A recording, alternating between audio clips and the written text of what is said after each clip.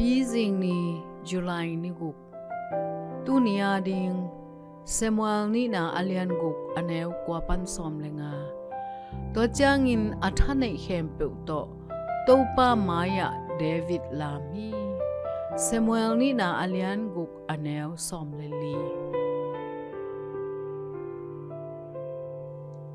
pasian pi na sunga khanglian tuipi sum kwang nam khatte in an amu changa a danu pen ganhing lam akan tel mi pilte in pakta a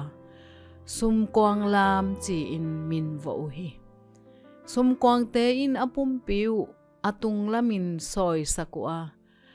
kam ka komin amai lam khutte bengin tui sung kim velin kile uhi ai zongin thubul kan te mu na a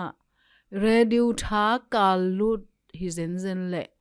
sum kwang te I sung lama a lam lak a hi GPS pen nong kai sak thei chiu hi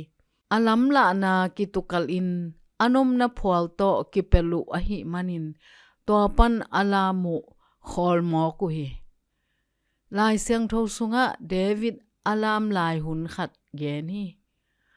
thu cham na sing kwang chi pen pasian pi na lim hi hun khat chang in Jerusalem a thu cham na sing kwang ki pai pi a atha nei hem pe to pa maya David lam chi ai zong in kum tampi khi chang in kum pi pa lam pial hi Bethsheba to hialin gal sunga tonu pasal asiding in pai sakhi tu in tonu to ani atapa siding hitai nak pi da na le kisi king na to Davidin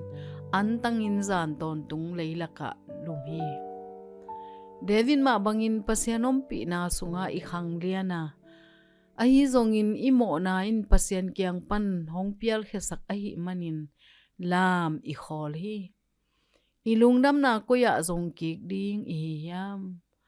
pasian to ikizop na hong susia mo na pan ki hei kik na to izong ding hi mo na pan ikisi kik changin topa sunga lamet na inga hi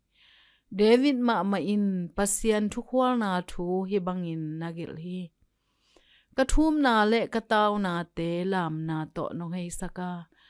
da na limahi kapwan hampi hongso akhiat sakin nuam na honggon hi chi hi atop top na a pasian ma lam na topa hi pasian ading bangunin lam ngein hiam bangtein to panin hong pial sakyam